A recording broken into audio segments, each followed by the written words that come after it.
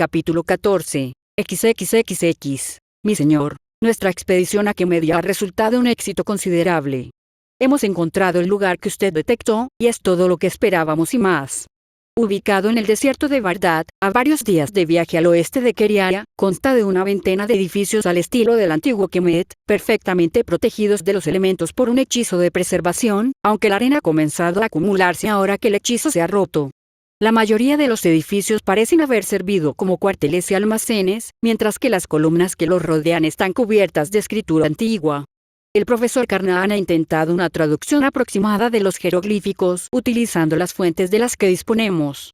Según él, relatan una gran batalla librada por los antiguos sacerdotes de Kemet contra un terrible enemigo al que servían legiones de criaturas sobrenaturales, que se libró en un lugar al que solo se hace referencia como la ciudad sin nombre o ciudad del sin nombre. El profesor Carnahan no está seguro, ya que varios de los jeroglíficos involucrados no se parecen a ninguno que haya visto antes. Si bien el texto deja claro que el faraón de la época participó en la guerra, su nombre no se menciona, lo que hace que sea casi imposible fecharlo con precisión. Sin embargo, es el edificio que se encuentra en el centro del complejo el que más nos llamó la atención. Al ser la estructura más grande, se le ha identificado como una mezcla entre un templo y una fortaleza, aunque un profesor, Carnahan, me asegura que parece haber sido construida no para mantener a los intrusos afuera, sino para protegerse de algo que se encontraba dentro, a juzgar por las posiciones defensivas y las saeteras ubicadas dentro de sus muros. También hay estatuas e imágenes de los antiguos dioses kemetianos, siendo el dios del sol, que también sirvió como jefe del panteón, el más prominente. En el interior se encontraron dos objetos de particular importancia. El primero, que le he enviado junto con esta carta, es un conjunto de insignias kemetianas imbuidas de un tremendo poder mágico.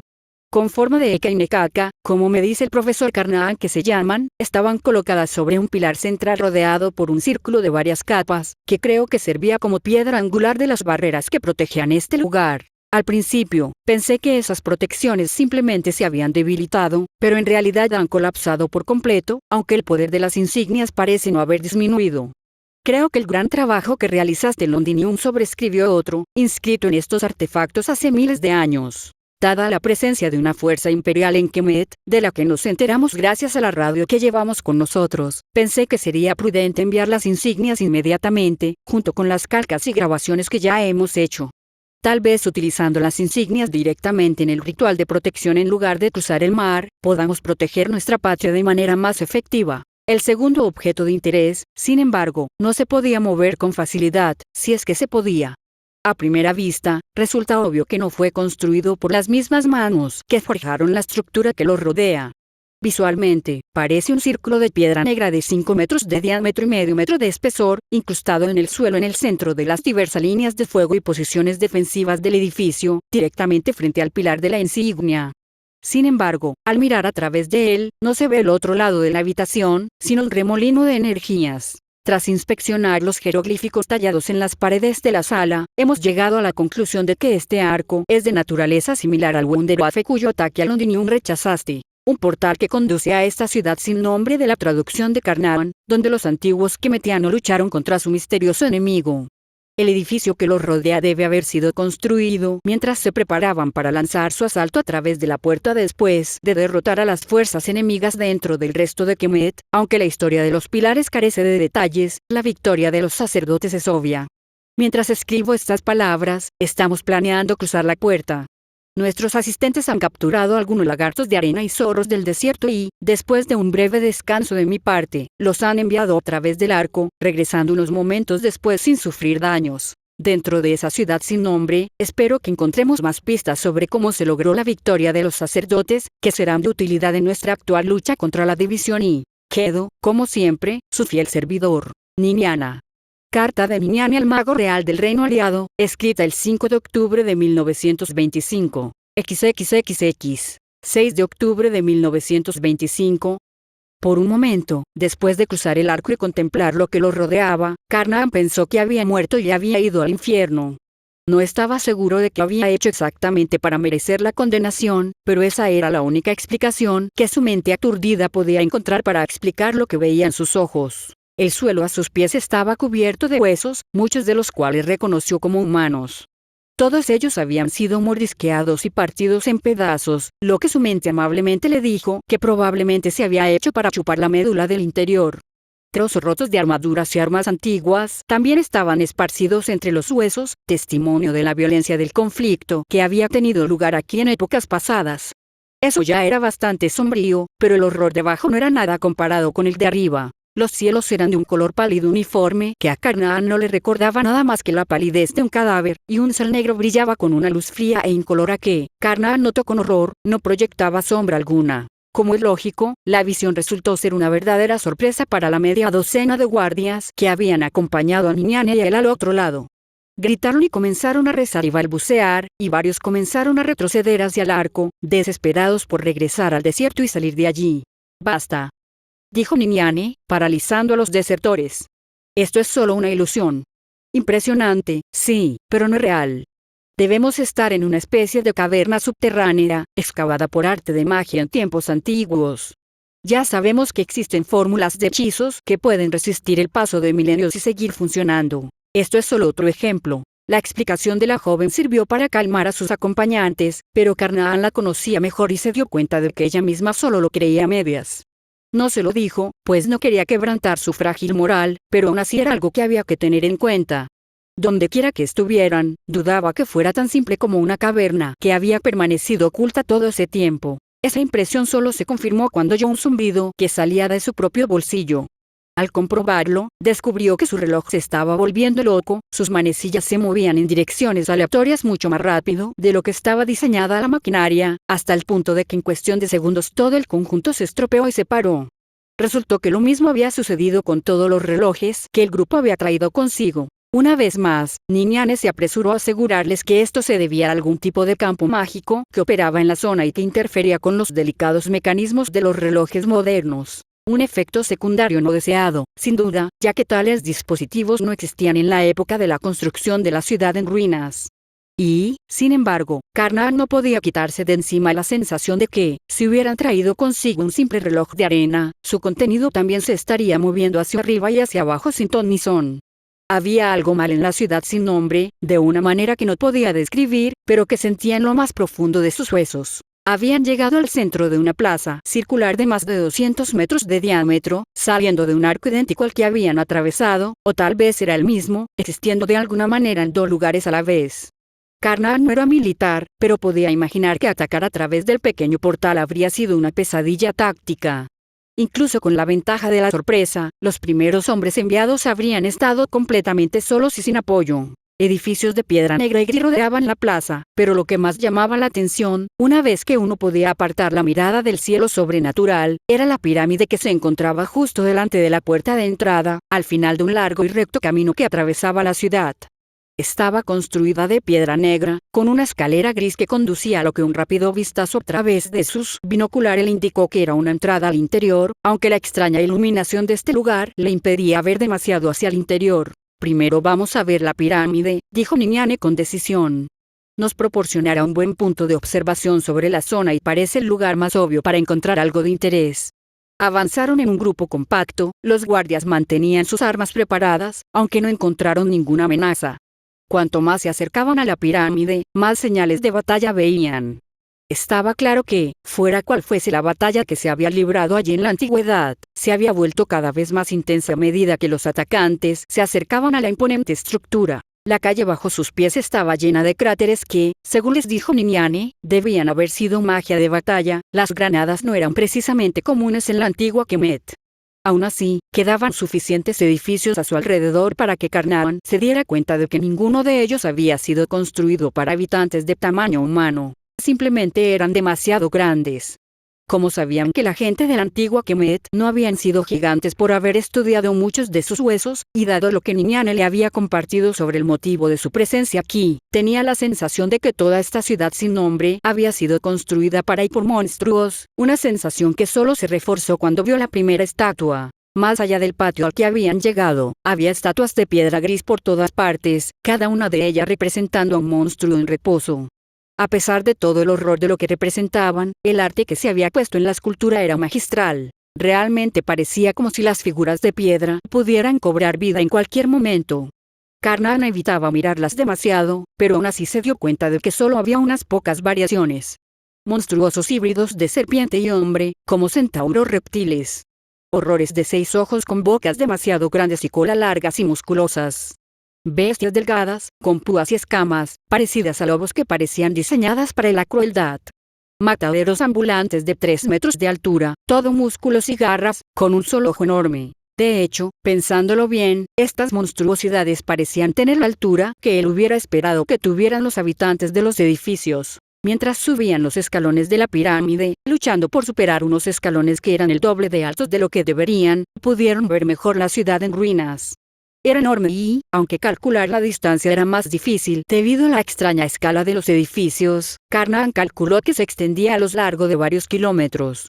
Más allá no había nada más que arenas negras aparentemente interminables que se extendían hasta el horizonte. No había montañas, ni ríos, nada. No habían visto una sola señal de vida desde que llegaron, ni siquiera insectos. ¿Lo has notado?, preguntó Ninian en voz baja mientras subían. Debería haber escombros en esta escalera, pero la barrieron. Y algunas de las estatuas que pasamos claramente fueron colocadas después de que terminó la batalla, agregó Carnahan asintiendo, también en voz baja. ¿Crees que fueron sobrevivientes de la batalla que intentan limpiar el lugar? Es lo más lógico. Por supuesto, ya habrán muerto hace mucho tiempo. Por supuesto, asintió Carnahan. Aún así, no pudo evitar coger la pistola que llevaba en la cadera para comprobar que seguía allí. Las estatuas, al menos, podrían deberse a que los atacantes usaron su magia para petrificar a sus enemigos, continuó Ninian pensativa. El Imperio usó monstruos en el frente del Rin. Si sus demonios están relacionados con lo que acechaba aquí, no creo que los antiguos quemetianos hubieran tenido muchas posibilidades contra ellos sin algún tipo de contraataque arcano. ¿Tú, no crees que el hechizo de petrificación pueda romperse, verdad?, preguntó Carnahan. No sea ridículo, le espetó. Transformar la carne en piedra ya es un proceso increíblemente complejo. Revertirlo iría en contra de todo lo que sabemos sobre las leyes de la magia y la termodinámica. El profesor no tenía mucho que decir en respuesta a eso, así que continuaron su ascenso. Finalmente, llegaron a la entrada que había espiado con sus binoculares. La luz sin sombras del sol negro no penetraba en el interior de la pirámide, y las linternas que habían traído no funcionaban mejor que su reloj, pero afortunadamente también habían traído linternas más básicas por recomendación de Carnahan. Las luces eléctricas, aunque más potentes, también eran menos fiables en un entorno arenoso, así que era mejor tener una fuente de luz de repuesto a mano. Caminaron por un largo pasillo antes de llegar a una gran sala del trono con un techo abierto que dejaba pasar la extraña luz del sol negro.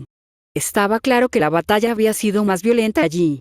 Había agujeros en las paredes, el suelo y el techo, y ninguna de las grandes estatuas que se alineaban en las paredes permanecía intacta, la mayoría de ellas reducidas a un par de pies que descansaban sobre un pedestal. Un inmenso trono de obsidiana se encontraba al final de la sala, tan dañado como todo lo demás. A pesar de su estado, todavía irradiaba amenaza, como si solo el más malvado de los tiranos pudiera sentarse en él. A la derecha de esa monstruosidad había un trono más pequeño, de tamaño humano, y este estaba ocupado por un cadáver, con la piel ennegrecida por el tiempo y la descomposición seca en una visión de pesadilla. Estaba vestido con lo que parecía ser el atuendo de un antiguo sacerdote quemetiano, pero incluso desde esa distancia Carnahan podía decir que había algo extraño en la iconografía grabada en él. Un bastón dorado con cabeza de serpiente descansaba contra el trono menor, con brillantes rubíes incrustados en sus ojos. El grupo avanzó con cautela, moviéndose por las secciones dañadas del suelo y tratando de fingir que no sentían que la temperatura bajaba a medida que se acercaban a los dos tronos. Había jeroglíficos tallados en la base del trono negro, y Carnahan se acercó para ver si podía traducirlos, cuando fue interrumpido por un grito repentino. El cadáver que estaba en el trono menor se había movido y agarró la muñeca del guardia más cercano con su mano derecha marchita. Chispas de relámpagos negros recorrieron el brazo del cadáver animado y se hundieron en la carne del hombre. De inmediato, el cuerpo del guardia comenzó a descomponerse rápidamente, pero aún estaba horriblemente vivo. Su grito fue el sonido más espantoso que Carnahan había escuchado jamás, pero el silencio que siguió a su final fue aún peor. Una columna de humo translúcido emergió de su garganta destrozada y luego fue succionada por las fauces del ser no muerto, cerrándose tras ella sus dientes ennegrecidos con terrible firmeza. Se puso de pie, moviéndose lentamente al principio, luego cada vez con más seguridad, como si acabara de despertar de una siesta y se sacudiera las telarañas del sueño. Agarró el bastón con cabeza de serpiente en su mano derecha y giró su cráneo sin ojos para mirar a su alrededor, deteniéndose mientras miraba directamente a Niniane y Carnahan. Su mandíbula se abrió de nuevo, revelando una lengua seca, y habló en un albish reconocible aunque muy distorsionado, aunque Carnahan no tenía idea de si la distorsión era un acento o el resultado de sus cuerdas vocales deterioradas. Soy el heresiarca, el primero de los sirvientes del faraón negro. Y tú, eres una bruja y una erudita, dijo. ¿Estás aquí en nombre de mi amo, para traerme de vuelta a su lado? Por un instante, Carnahan pensó en mentir y decir que sí. Entonces, uno de los guardias que quedaban gritó y abrió fuego con su rifle, y los otros 4 siguieron su ejemplo de inmediato. A pesar del pánico, la mayoría de sus disparos dieron en el blanco, y el heresiarca gruñó cuando los pedazos de hueso viejo volaron por los impactos. Gritó y gesticuló con su bastón. Un halo de fuego negro estalló a su alrededor, reduciendo a ceniza los disparos siguientes. Luego señaló con el dedo al guardia más cercano y este simplemente se desmoronó, destrozado por cuchillas invisibles. ¡Basta!, gritó Niniane, sacando su orbe de computación. Carnahan sintió la presión de reunir energía mágica, vio que el orbe empezaba a brillar, luego chispeó y gimió, un sonido lastimero que pronto se apagó. Por supuesto, pensó Carnahan con una claridad que le daba la desesperación. Un orbe de computación era algo delicado, mucho más elaborado que un reloj. Si este último no funcionaba en este lugar olvidado por Dios, ¿por qué lo haría el primero? Se suponía que eso debía servir de algo, preguntó el heresiarca, ladeando la cabeza con un repugnante crujido de sus antiguas vértebras. ¿Es esto lo que se considera magia en esta época? Niniane se sonrojó, la ira, al parecer, superó al miedo por un momento. Sacó una cruz de plata con incrustaciones de diamantes de su bolsillo y la sostuvo en alto. Por un segundo, Carnahan pensó que estaba rezando, pero entonces los diamantes brillaron con magia y una cúpula de luz blanca se expandió desde Niniane. El heresiarca retrocedió, y las cuencas vacías de sus ojos de repente se encendieron con fuego negro. Ese poder, gruñó la criatura, es el del adversario. ¡Corre!, gritó Niniane, con la cara ya cubierta de sudor por el esfuerzo de hacer lo que fuera que estaba haciendo. Corrieron, seguidos por los guardias supervivientes. Cuando llegaron al exterior, Niniane agarró el brazo de Carnahan y voló por los aires, cayendo por las escaleras y dejando atrás al resto del grupo. Espera. Tenemos que volver a buscarlos. Solo puedo llevarte y volar al mismo tiempo, profesor, lo interrumpió con voz tensa. Y eso ya está poniendo a prueba las capacidades de esta reliquia. Carnahan estaba a punto de protestar, pero las palabras murieron en su garganta cuando escuchó más gritos provenientes de los guardias que habían abandonado. ¿Qué diablos fue eso?, susurró para sí mismo, pero Niniane lo escuchó y respondió. Esta cruz es una reliquia sagrada que me prestó mi maestro antes de irme. Los orbes de computación modernos son solo nuestros intentos de emular lo que aquellos son capaces de hacer, y parece que hay características que ni siquiera sabíamos que estaban en los originales. Es interesante, pero no es de lo que estaba hablando, respondió Carnahan con lo que le pareció una calma notable dada las circunstancias. Quise decir, ¿qué demonios era ese monstruo? Eso no tengo ni idea, admitió Niniane. Espera. Mira. Eso es. Ante sus ojos horrorizados, las grotescas estatuas empezaron a moverse, la piedra se transmutó en carne monstruosa, la respuesta al misterio de su presencia, intacta cuando gran parte de la ciudad que los rodeaba estaba dañada, ahora se hizo terriblemente clara. Las criaturas eran aún más aterradoras en movimiento de lo que habían sido cuando estaban petrificadas. Las leyes de la termodinámica, había dicho Niniane. ¿Podría ser? La ciudad sin nombre era realmente. No importaba en ese momento. ¿Cómo y por qué eran preguntas irrelevantes? Lo que importaba era que, en el camino hacia la pirámide, habían visto decenas de estatuas. ¿Cuántas más había en la ciudad sin nombre, que ahora estaban despertando de su letargo milenario a la llamada de su amo, o, como había insinuado el heresiarca, del sirviente de su verdadero amo? Durante miles de años, el heresiarca y los monstruos petrificados habían estado encerrados en la ciudad sin nombre, atrapados por la protección que generaba la insignia, que probablemente se encontraba a medio camino de Keriaya, para ser enviada a Londinium con la mayor premura. La protección ya se había roto cuando llegaron, perturbados por los esfuerzos del mago real por proteger la capital del reino, pero fue solo porque habían atravesado la puerta que el heresiarca se dio cuenta de que el camino estaba abierto para él y su ejército de horrores.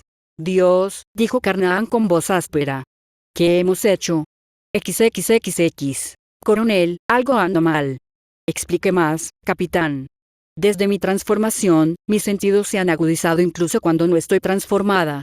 No estoy segura de qué, pero puedo sentir algo hacia el sur.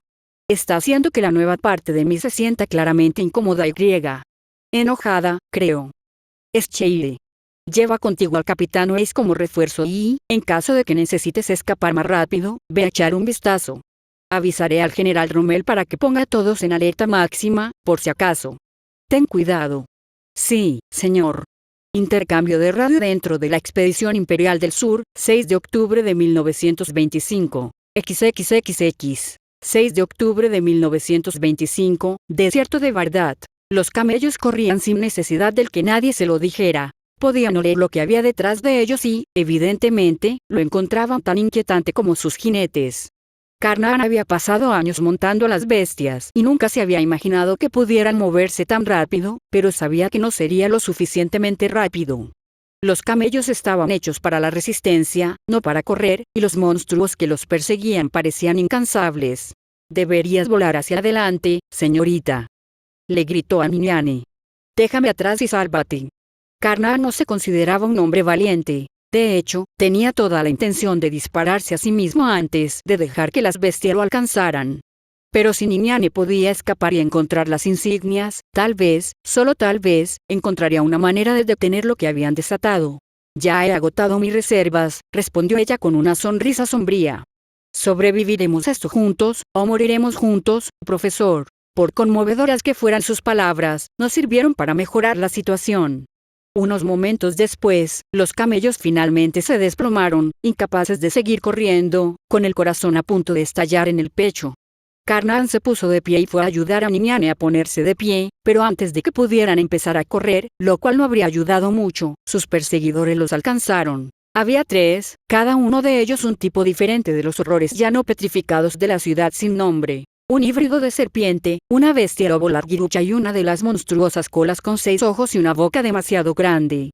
De vuelta a la carne, eran mucho más aborrecibles, y la bestia con forma de lobo en particular emanaba un miasma repugnante que hacía que Karnan se sintiera enfermo solo por estar cerca de ella. Al ver la situación de su presa, avanzaron lentamente, como gatos que juegan con un ratón antes de asestar el golpe mortal. Karnan les apuntó con su pistola, vacilante, sin saber si no debería dispararle a Niniane y luego a sí mismo. Entonces un rayo de luz concentrada atravesó el cráneo de la serpiente y su cadáver sin cabeza cayó al suelo, retorciéndose. Los 2 monstruos restantes se detuvieron en seco y miraron hacia arriba. Un hombre con uniforme del ejército imperial descendió del cielo y se detuvo justo encima de la arena con una rapidez que hizo que a Karnan le doliera la columna vertebral de simpatía, y clavó una espada mágica en el cráneo de la criatura lobo, demasiado rápido para que reaccionara. En ese momento, el último monstruo había superado su sorpresa y se abalanzó sobre el mago, con sus fauces increíblemente abiertas, revelando fila tras fila de dientes hambrientos. En lugar de esquivarlo, el mago imperial se movió dentro de la guardia del monstruo y golpeó con todo su brazo derecho contra su boca. Se escuchó un sonido de arcadas cuando el puñetazo impactó, pero el monstruo no dejó que eso lo detuviera y cerró la mandíbula sobre su brazo. Karnan hizo una mueca, esperando escuchar el sonido de carne siendo mordida, lo cual, debido a un encuentro con un cocodrilo en su juventud, no sería la primera vez.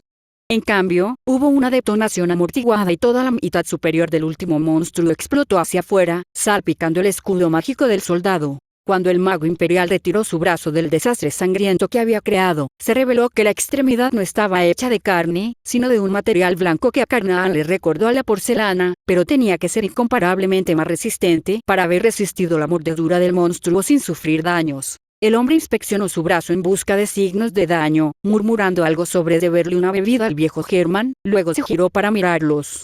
Hola, dijo con un marcado acento albiano, aunque, para ser sinceros, el acento imperial fue un alivio maravilloso después de oír la voz odiosa del propio heresiarca.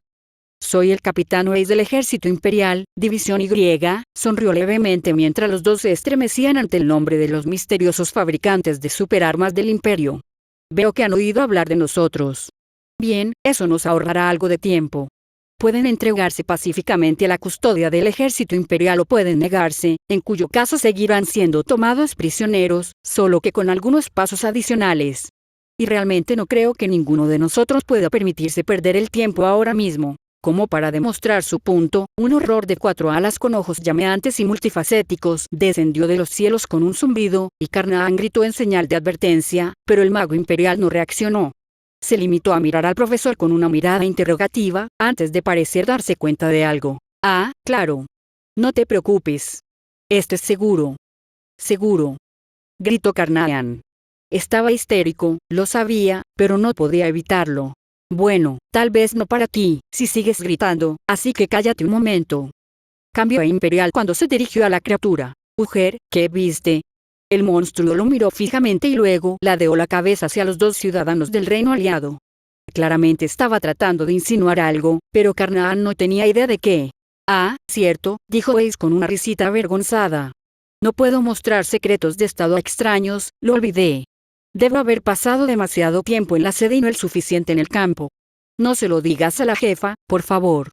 Me mataría por un desliz como ese. Por ahora, volvamos a la base. Agárrense fuerte, iremos rápido. Se volvió hacia el Bish. En cuanto a ustedes dos, no luchen o se caerán. ¿Qué es lo que tú? Antes de que Niñane pudiera terminar, los había agarrado del brazo y estaban volando, mucho más rápido de lo que Niñane había logrado con su reliquia, lo suficientemente rápido como para que Carnahan tuviera que cerrar los ojos para evitar ser cegado por la arena en el viento. Los dos exploradores albinos se aferraron al mago aéreo lo mejor que pudieron, tratando de ignorar al monstruo que hacía lo mismo con 2 de sus 4 brazos. Ahora, mis nuevos amigos del reino aliado, oyó decir al mago imperial, tengo algunas preguntas. Y si saben lo que les conviene, la responderán con sinceridad. Empecemos por, ¿qué demonios estaban haciendo en medio del desierto? XXXX. 6 de octubre de 1925, desierto de Bagdad, campamento imperial. El coronel Lergen escuchó con creciente alarma mientras los capitanes Uger y Weiss terminaban su informe. Los dos agentes albinos estaban detenidos en otra parte del campamento, después de haber sido registrados y despojados de todo su equipo. Por mucho que quisiera interrogarlos más, y sacudirlos y gritarles y preguntarles qué demonios creían que habían estado haciendo, estaban claramente en estado de shock, y presionarlos para que respondieran no los llevaría a ninguna parte lo suficientemente rápido como para que importara. El capitán Weiss ya había captado la esencia de lo que había sucedido por ellos en el vuelo de regreso a la base. La conmoción y el terror los hicieron a ambos más indiscretos de lo que probablemente hubieran estado en circunstancias menos extremas. Y las circunstancias eran terribles, de eso no había duda. La división había sido enviada al continente sur para investigar y detener los esfuerzos del reino aliado por hacer uso de la magia de los antiguos quemetianos, pero las notas que de Gurechaf le había enviado también contenían una disertación completa sobre la posibilidad de que los albinos despertaran algo que no pudieran controlar ni con lo que pudieran lidiar. La coronel tuvo mucho cuidado de no pensar en lo extrañamente profético que había sido ese documento y deliberadamente decidió atribuirlo a la excesiva cautela con la que la mayor abordaba todo lo relacionado con la magia antigua. Aunque dada la situación, podría ser que ella no fuera excesivamente cautelosa después de todo. Todo este lío encajaba perfectamente en un caso así, y sus notas eran claras sobre qué hacer. Tenemos que ocuparnos de esto, declaró sin preámbulos una vez que los dos oficiales terminaron su relato. ¿Debemos hacerlo?, preguntó uno de los ayudantes del general Rommel. Era una pregunta razonable, se dijo Lergen para no responderle bruscamente. Este no era su país y el problema había sido causado por la estupidez de Albish. Sin embargo, también pasaba por alto un punto muy importante, que debería ser obvio para cualquiera que pensara en ello durante más de un segundo. Sí, respondió Lergen sin dudarlo. ¿Quién crees que será el culpable si una horda de monstruos comienza a masacrar a civiles justo después de que lleguemos al país? Eso puso fin rápidamente a cualquier discusión. Puede que la intromisión de Albish haya provocado esta catástrofe, pero buena suerte si intentas contárselo al resto del mundo. Por ahora no se mueven, dijo Uger con el ceño fruncido, escuchando atentamente algo que solo él podía oír. Pero cada vez hay más. Y son depredadores. Tarde o temprano tendrán hambre, y creo que solo hay un tipo de presa que saciará su hambre. Dios misericordioso, pensó Lergen, tragando saliva para humedecerse la garganta seca. El Nilo no se ha movido en miles de años. Si están buscando gente, sabrán dónde ir para encontrarla. La expresión del rostro del capitán Uger le indicó a Lergen que no le importaban las implicaciones políticas. A veces, Lergen se preguntaba cómo ese hombre se había convertido en soldado. Tenía demasiado buen corazón para trabajar en el ejército imperial. Sí, estaba dispuesto a luchar y matar al enemigo, aunque Lergen nunca sabría cuánto de eso se debía a su transformación en un hombre lobo, ya que no había conocido al hombre antes de su transformación. La ciudad más cercana a su posición es Keriaya, dijo otro ayudante, señalando el mapa que había sobre la mesa en torno a la cual se encontraban todos. Hay allí, ¿qué? Alrededor de 1 millón de personas. Seguramente ni siquiera unos pocos cientos de monstruos podrían matarlos a todos. Eso no importa, interrumpió el general Rommel. Nuestra misión declarada es presionar al reino aliado para que se siente a negociar. Si creen que hemos desatado monstruos contra una población civil, o incluso si pueden inventar la historia para que otros países crean que lo hicimos, entonces nadie negociará con nosotros, nunca. Seremos marcados como monstruos y nuestras únicas opciones serán la destrucción o la dominación mundial. Lo cual, añadió el general después de que Lergen le lanzara una mirada severa, no es la voluntad del alto mando. Claro que no lo es, pensó Lergen. Si el imperio se comprometiera plenamente con su programa Wunderwaffen y le diera la división y acceso ilimitado a los recursos del país, podría conquistar el mundo. Pero el coste humano de semejante empresa sería inconcebible. Vamos, mis queridos compañeros, el general Rommel sonreía, como un animal salvaje que ha visto a su presa. Pongamos una sonrisa en esos rostros sombríos. Luchar contra un mal ancestral en medio del desierto para proteger a los inocentes, sin conocer la fuerza del enemigo. Esto parece toda una saga. Ahora, damas y caballeros, grabemos juntos nuestros nombres en la leyenda. De alguna manera, a Lergen no le sorprendió la reacción de Rommel. Todavía no estaba seguro de si el comportamiento escandaloso del general era genuino o un acto destinado a inspirar confianza en sus tropas, pero al menos el hombre era competente y estaba dispuesto a escuchar consejos. También tenía muchas ganas de beber algo. Por desgracia, el consejo de su médico se había extendido entre los elementos de la división y que, en teoría, él dirigía, y al parecer, el general Rommel había sido informado en algún momento. Como resultado, por respeto a él y a su determinación de seguir las instrucciones médicas, no había ni una botella de alcohol a la vista en el centro de mando.